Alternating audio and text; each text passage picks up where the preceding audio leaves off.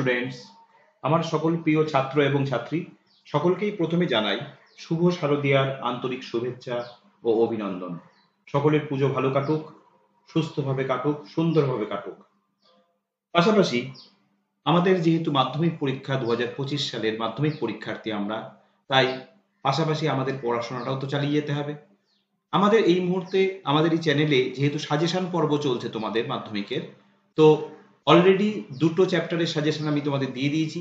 গ্যাসের আচরণ, পরিবেশ নিয়ে ভাবনা। আজকে তোমাদের তৃতীয় চ্যাপ্টার তাপের চ্যাপ্টারের সাজেশন। আমি চেষ্টা করেছি তোমাদের যত কম সংখ্যক প্রশ্ন দেওয়া যায়। অ্যাকচুয়ালি ভীষণ ভালো রেজাল্ট করতে গেলে সায়েন্সের প্রতিটা লাইন খুঁটিয়ে পড়া উচিত, কিন্তু তবুও তোমাদের সুবিধার্থে কিছু বিশেষ প্রশ্ন আমি তোমাদের দিচ্ছি, যেই প্রশ্নগুলো পরীক্ষায় অবশ্যই আসবে, ভীষণ গুরুত্বপূর্ণ। সেই প্রশ্নগুলো তোমাদের দিয়েছি এবং প্রশ্নগুলো তো তোমরা জানোই, আমি তোমাদের শুধু প্রশ্ন দিই না, প্রশ্ন সাথে উত্তর ও আলোচনা। তো চলো শুরু করা যাক আজকের ভৌতবিজ্ঞান সাজেশন পর্ব, আজকের অধ্যায় তাপের ঘটনাসমূহ। খুব তাড়াতাড়ি তোমরা পরের চ্যাপ্টার, আমি খুব সম্ভবত পরের চ্যাপ্টার আলো নিয়ে তোমাদের করব, আলোর সাজেশন দেব।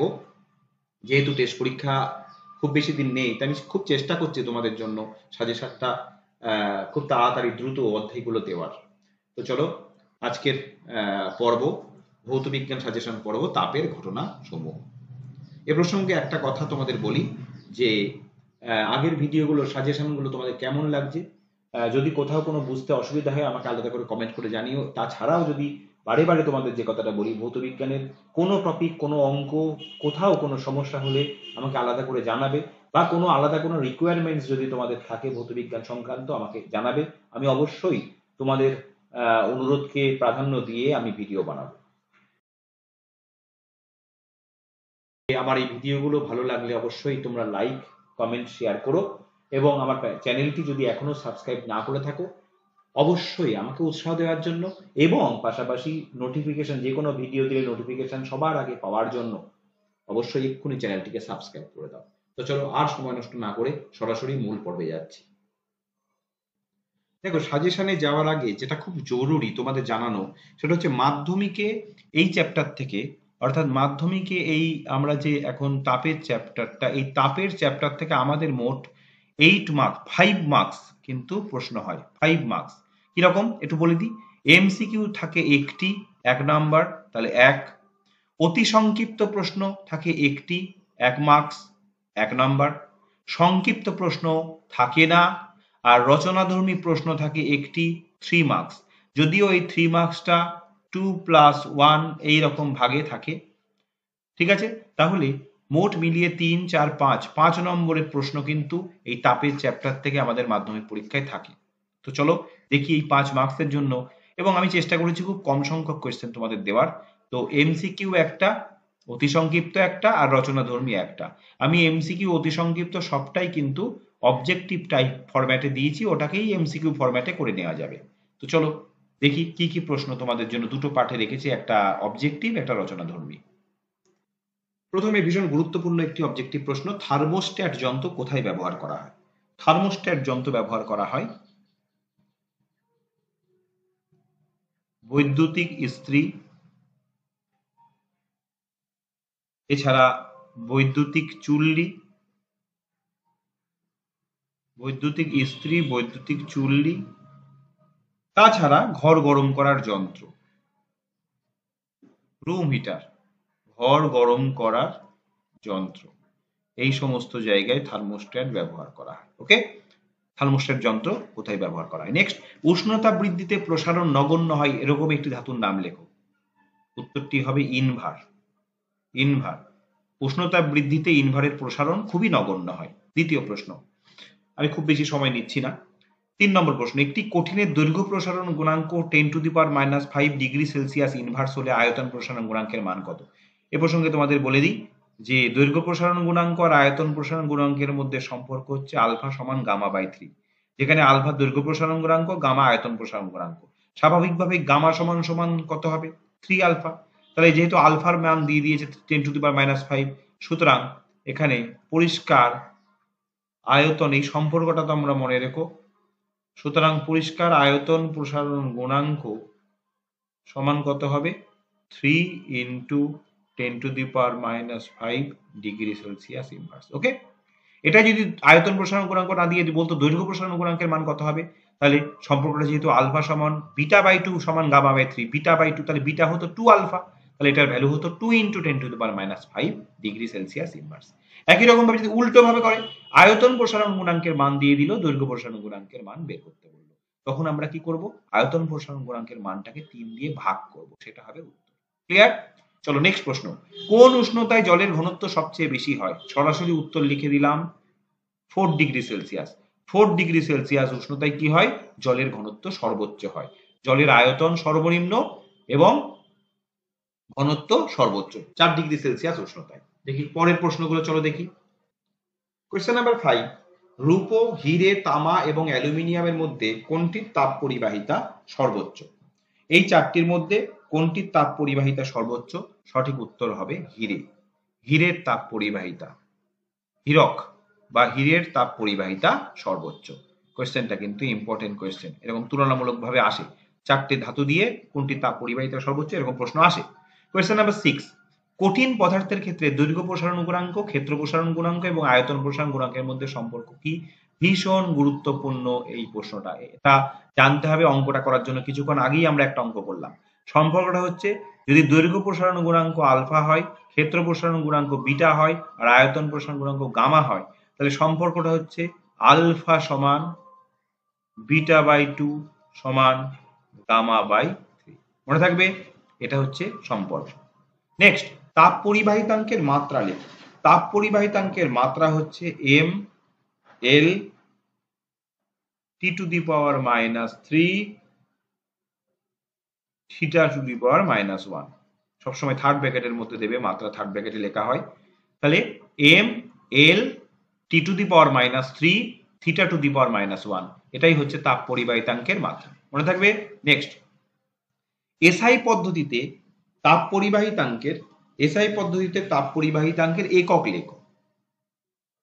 এসআই পদ্ধতিতে তাপ পরিবাহিতাঙ্কের একক হবে, তোমরা এইভাবে দু রকম ভাবে লিখতে পারো, watt, metre inverse, kelvin inverse. আবার তোমরা এইভাবেও লিখতে পারো, joule, second inverse, metre inverse, kelvin inverse. দু রকম ভাবেই লিখতে পারো। প্রত্যেকটা অবজেক্টিভ কিন্তু খাতায় তোমরা লিখে নেবে, লিখে নিয়ে রেডি করবে। 8টি অবজেক্টিভ হয়ে গেল। প্রত্যেকটা অবজেক্টিভ কিন্তু খুব গুরুত্বপূর্ণ অবজেক্টিভ। নেক্সট চলো দেখি আর কি। আর দুটো অবজেক্টিভ তোমাদের জন্য, মোট 10টা অবজেক্টিভ তোমাদের জন্য এই চ্যাপ্টার থেকে আমি সিলেক্ট করেছি। কোয়েশ্চেন নাম্বার 9, একটি আদর্শ পরিবাহী তাপ পরিবাহিতাঙ্কের মান কত? এটা উত্তর মনে রেখো, একটি আদর্শ পরিবাহী তাপ পরিবাহিতাঙ্কের মান অসীম। মনে থাকবে, আদর্শ পরিবাহী তাপ পরিবাহিতাঙ্কের মান অসীম। কোয়েশ্চেন নাম্বার 10, পিতলের দৈর্ঘ্য প্রসারণ গুণাঙ্ক এত বলতে কি বোঝো? 1 সেমি বা 1 মিটার পিতলের দণ্ডের উষ্ণতা 1 ডিগ্রি সেলসিয়াস বৃদ্ধি করলে যথাক্রমে 0.000019 সেমি বা 0.000019 মিটার দৈর্ঘ্য বাড়বে। ক্লিয়ার? আমি এখানে সেমি বললে এখানে সেমি হবে আগে, এখানে মিটার বললে এখানে মিটার পরে হবে। জাস্ট এই ডেফিনেশনটুকু এইটুকু লিখতে হবে, এইটুকু লিখলে কিন্তু তোমরা 1 নম্বর পাবে। এই যে 10টা অবজেক্টিভ তোমাদের আমি দিলাম, এই 10টা অবজেক্টিভ কিন্তু ভীষণ গুরুত্বপূর্ণ অবজেক্টিভ। প্রত্যেকটি অবজেক্টিভ তোমরা খাতায় লিখে নেবে, খাতায় নোট আকারে লিখে নেবে এবং তারপর সেগুলো মুখস্থ করবে। তো 10টা অবজেক্টিভ দিলাম। এবার চলো 2 নম্বরে, 3 নম্বরে যেহেতু একটা রচনাধর্মী প্রশ্ন তোমাদের আসে, তার জন্য আমি কয়েকটা মাত্র প্রশ্ন উত্তর সমেত তোমাদের জন্য সিলেক্ট করেছি। চলো দেখি সেগুলো। প্রথমেই দেখো রচনাধর্মী প্রশ্ন 1 নম্বর, দ্বিধাতব পাত কি, এর ব্যবহার লেখো। খুব গুরুত্বপূর্ণ। দ্বিধাতব পাত, দেখো এখানে সুন্দর করে আমি তোমাদের জন্য ডেফিনেশন লিখে দিয়েছি। সাধারণ উষ্ণতায় সমান দৈর্ঘ্যের কিন্তু ভিন্ন তাপীয় প্রসারণ ক্ষমতা বিশিষ্ট দুটি ধাতব পাতকে রিভেট করে পরস্পরের সাথে যুক্ত করলে যে নতুন পাত পাওয়া যায় তাকে বলে দ্বিধাতব পাত। যেমন ধরো আমি একটা ছবি আঁকি, এখানে ধরো এরকম পিতল, এরকম পিতল এবং লোহা, দুটি ভিন্ন ধাতু। তাহলে ভিন্ন ধাতু হলে তাদের তাপীয় প্রসারণ তাপীয় প্রসারণ ক্ষমতা কি হবে? ভিন্ন হবে। তাহলে দুটি ভিন্ন তাপীয় প্রসারণ ক্ষমতা বিশিষ্ট দুটি ধাতু সমান দৈর্ঘ্যের হতে হবে। সমান দৈর্ঘ্যের দুটি ধাতুকে পরস্পর রিভেট করে মানে জুড়ে দিয়ে যদি যে নতুন পাত পাওয়া গেল, এটা হচ্ছে ঘরের উষ্ণতায়, দেখো এটা ঘরের উষ্ণতায় সাধারণ উষ্ণতায় এরকম সমানভাবে রয়েছে। এইবার যদি এই পাতটাকে আমরা গরম করি, হিট দিই, তাহলে এই পাতটা কি হবে? এরকম ভাবে বেঁকে যাবে, এরকম ভাবে বেঁকে যাবে, বেঁকে গেলে তাহলে এইটা পিতল উপরে আছে আর লোহা, তাহলে যার প্রসারণ বেশি সে বেশি বেঁকবে। তাহলে পিতলের এটা হচ্ছে উত্তপ্ত অবস্থা। এই ছবিটা সুন্দর করে এঁকে দিতে পারলে খুব ভালো হয়। উত্তপ্ত অবস্থা এই লিখে পাশে একটু ছবি এঁকে দেবে, খুব বেশি সময় লাগবে না, ছবি খুব সুন্দর হওয়ার দরকার নেই, মোটামুটি এরকম হলেই হবে। তাহলে পিতল প্রসারণ বেশি হয়েছে বলে ও এইভাবে বেঁকে গেছে, লোহা কম বেঁকে প্রসারণ হয়েছে বলে কম বেঁকেছে, তাহলে একে বলে দ্বিধাতব পাত। এবার দেখো সাথে আছে এর ব্যবহার লেখো। ব্যবহার: অগ্নি সংকেত যন্ত্র, বৈদ্যুতিক ইস্ত্রি ইত্যাদি যন্ত্রে স্বয়ংক্রিয় সুইচ হিসাবে ব্যবহৃত হয়। স্বয়ংক্রিয় সুইচ হিসাবে ব্যবহৃত হয়। তাহলে 3 নম্বরে যদি প্রশ্ন হয় 2+1 বা 1+1 এরকম যদি আসে, আমি যত সুন্দর করে তোমাদের একে সংজ্ঞা দিয়ে ব্যবহার সুন্দর করে লিখে দিলাম, এইটা নোট আকারেই তোমাদের একবারে দেয়া হয়ে গেল। এইটা মুখস্থ করবে, এইটা এইভাবে সুন্দর করে পয়েন্ট করে লিখবে। 2 এ 2 বা 3 এ 3 অবশ্যই তোমরা পাবে, কোনো প্রশ্ন নেই। চলো দেখি এবার 2 নম্বর, নেক্সট কোয়েশ্চেন দেখি। 2 নম্বর অত্যন্ত গুরুত্বপূর্ণ একটি প্রশ্ন, পরীক্ষায় খুব আসে, এটা খুব ইম্পর্টেন্ট, ভীষণ ইম্পর্টেন্ট প্রশ্ন, ভেরি ইম্পর্টেন্ট। এটা আপাত হবে। আপাত ও প্রকৃত প্রসারণ গুণাঙ্কের মধ্যে কোনটি তরলের নিজস্ব ধর্ম এবং কেন? দেখো, তরলের আপাত এবং প্রকৃত প্রসারণ গুণাঙ্কের মধ্যে অবশ্যই প্রকৃত প্রসারণ গুণাঙ্ক তরলের নিজস্ব ধর্ম। কেন? দেখো সুন্দর নোট, এটা কিন্তু নোট, এইটাই পরীক্ষায় তোমরা লিখবে, এইটুকুই লিখবে। আপাত প্রসারণ গুণাঙ্ক হলো তরলের প্রকৃত প্রসারণ গুণাঙ্ক ও পাত্রের উপাদানের আয়তন প্রসারণ গুণাঙ্কের অন্তর। অর্থাৎ আমরা জানি যে কি জানি, আমরা জানি প্রকৃত প্রসারণ সমান সমান তরলের আপাত প্রসারণ প্লাস পাত্রের প্রসারণ। এটা তোমরা জানো, পাত্রের প্রসারণ, কোনো পাত্রে যদি তরল থাকে তার প্রসারণ মানে আপাত প্রসারণ প্লাস পাত্রের প্রসারণ। তাহলে আপাত প্রসারণ তাহলে কি হলো? প্রকৃত প্রসারণ আর পাত্রের প্রসারণের বিয়োগফল। তাই এটি পাত্রের উপাদানের আয়তন প্রসারণ গুণাঙ্কের উপর সরাসরি নির্ভরশীল। আপাত প্রসারণ গুণাঙ্ক তাহলে সরাসরি নির্ভরশীল। পাত্র ভেদে একই তরলের আপাত প্রসারণ গুণাঙ্ক বিভিন্ন হয়ে থাকে। অন্যদিকে প্রকৃত প্রসারণ গুণাঙ্ক পুরোপুরি তরলের নিজস্ব বৈশিষ্ট্য এবং পাত্রের উপাদান নিরপেক্ষ। প্রকৃত প্রসারণ গুণাঙ্ক কিন্তু পাত্রের উপাদানের উপর নির্ভর করে না। তাই যে পাত্রেই রাখা হোক না কেন, তরলের প্রকৃত প্রসারণ গুণাঙ্কের মান সর্বদাই নির্দিষ্ট উষ্ণতায় অপরিবর্তনীয় হয়। তাই এটি তরলের নিজস্ব ধর্ম। ওকে, সুন্দর করে লেখা আছে। চলো দেখি নেক্সট প্রশ্ন দেখি। আরো একটি ভীষণ গুরুত্বপূর্ণ প্রশ্ন, জলের ব্যতিক্রান্ত প্রসারণ বলতে কি বোঝো? দেখো, সাধারণ নিয়মে কি হয়? সাধারণ নিয়ম হচ্ছে কোনো তরলকে উত্তপ্ত করলে তার আয়তন বাড়ে, তাহলে আয়তনের সঙ্গে ঘনত্ব ব্যস্তানুপাতিক, তোমরা জানো আয়তন বাড়া মানেই ঘনত্ব কমে যায়। কিন্তু জলের ক্ষেত্রে ঘটনাটা উল্টো হয়। জলের ক্ষেত্রে কি হলো? 0°C থেকে উষ্ণতা বাড়ালে জলের আয়তন 4°C উষ্ণতা পর্যন্ত কমে যায়। তাহলে আয়তন কমে যায় মানে ঘনত্ব স্বাভাবিকভাবে কি হয়? বেড়ে যায়। তাহলে সাধারণ নিয়ম অনুযায়ী জলের ক্ষেত্রে উল্টো ঘটনা ঘটে। এইভাবে 0°C থেকে 4°C উষ্ণতা পর্যন্ত যেতে থাকলে আয়তন ক্রমশ কমতে থাকে এবং 4°C আয়তন সর্বনিম্ন হয়। তাহলে 4°C উষ্ণতায় ঘনত্ব কি হয়? সর্বোচ্চ হয়।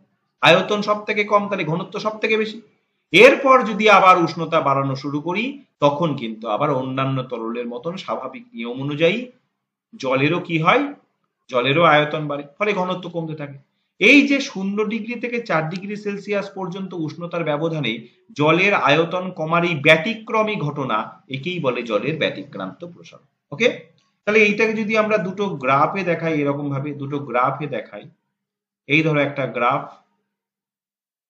এই যদি একটা গ্রাফ হয়, তাহলে এটাকে যদি আমরা লিখি জলের ঘনত্বকে যদি এই অক্ষে দেখাই আর উষ্ণতাকে যদি এখানে দেখাই, তাহলে ঘনত্ব আর এটা কিরকম হবে, এরকম হবে। তাহলে এই জায়গায় অর্থাৎ এই এটা 0 1 2 3 4, এই যে 4 ডিগ্রি সেলসিয়াস উষ্ণতায় ঘনত্ব কি এখানে, ঘনত্ব এখানে সর্বোচ্চ। একই রকম ভাবে আমরা যদি পাশাপাশি আয়তন আর উষ্ণতাকে প্লট করি, আয়তন আর উষ্ণতাকে প্লট করি, তাহলে আবার এই, তাহলে এখানে 0 1 2 3 4, তাহলে 4 ডিগ্রি সেলসিয়াস উষ্ণতায় আয়তন দেখো কি হচ্ছে, সর্বনিম্ন। বোঝা গেল? তাহলে এইভাবে সুন্দর করে লিখে যদি এই ছবিগুলো আঁকতে পারো, অসাধারণ হবে, তোমার পরীক্ষার খাতা অসাধারণ হবে। এবার একটা ঘটনা তোমাদের বলে দিই, শীত প্রধান দেশে এই ঘটনাটাকে কাজে লাগিয়ে এ প্রসঙ্গে একটু বলে দিই। ধরো যদি এরকম হয়, এরকম যদি ব্যাপারটা, ধরো কোনো জলাশয়, তাহলে জলাশয়ের একদম উপরে থাকবে কত, 0 ডিগ্রি সেলসিয়াস, এটা বরফ, এটা বরফ থাকবে একদম উপরে। তারপরে 1 ডিগ্রি সেলসিয়াস, তারপরে 2 ডিগ্রি সেলসিয়াস, তারপরে 3 ডিগ্রি সেলসিয়াস, একদম নিচে। যেহেতু ঘনত্ব সর্বোচ্চ, তাহলে ঘনত্ব সর্বোচ্চ হলে সে থাকবে সব থেকে নিচে। এইভাবে তাহলে 0 ডিগ্রির উপরে, তাহলে নিচে উপরে বরফ থাকবে, তাহলে নিচের জলগুলো কি অবস্থায় থাকবে, তরল অবস্থায় থাকবে, ফলে জলাশয়ের মাছ ও অন্যান্য প্রাণী সহজে বেঁচে থাকবে। তাহলে জলের এই ব্যতিক্রান্ত প্রসারণ কিন্তু জলচর প্রাণীদের জন্য জীবন দায়ী। যদি এই ঘটনাটা না হতো তাহলে কিন্তু তারা বাঁচতে পারতো না। ওকে, চলো নেক্সট দেখি। এবার কোয়েশ্চেন নাম্বার 4, তাপ পরিবাহিতাঙ্কের সংজ্ঞা দাও, কঠিন পদার্থের তাপ পরিবাহিতাঙ্কের রাশিমালা লেখো। এটাও ভীষণ গুরুত্বপূর্ণ প্রশ্ন। দেখো সংজ্ঞাটা এখানে লিখে দিয়েছি আমি, তোমরা এটা লিখে নিও।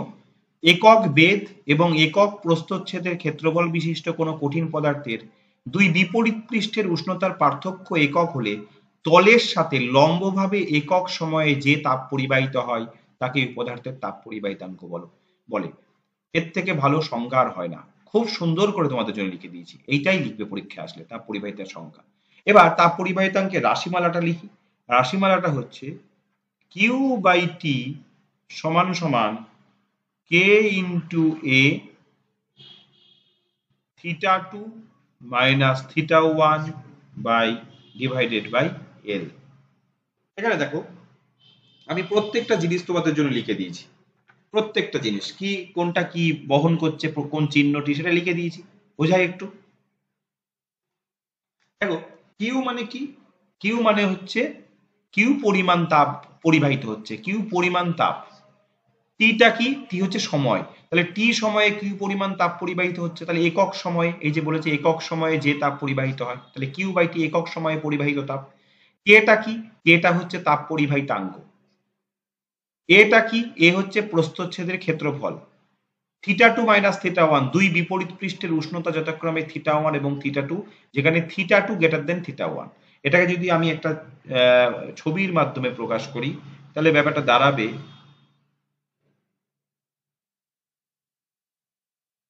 দেখো এই রকম তোমরা ছবি এঁকেও বুঝিয়ে দিতে পারো, ছবি এঁকেও বুঝিয়ে দিতে পারো।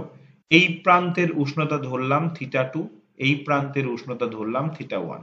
যেহেতু বলাই আছে থিটা টু থিটা ওয়ানের থেকে বড়, আমরা জানি বেশি উষ্ণ স্থান থেকে কম উষ্ণ স্থানের দিকে তাপ পরিবাহিত হয়, তাহলে এখানে অ্যারোটা হবে এই দিকে, কিউ পরিমাণ তাপ পরিবাহিত হচ্ছে টি সময়ে।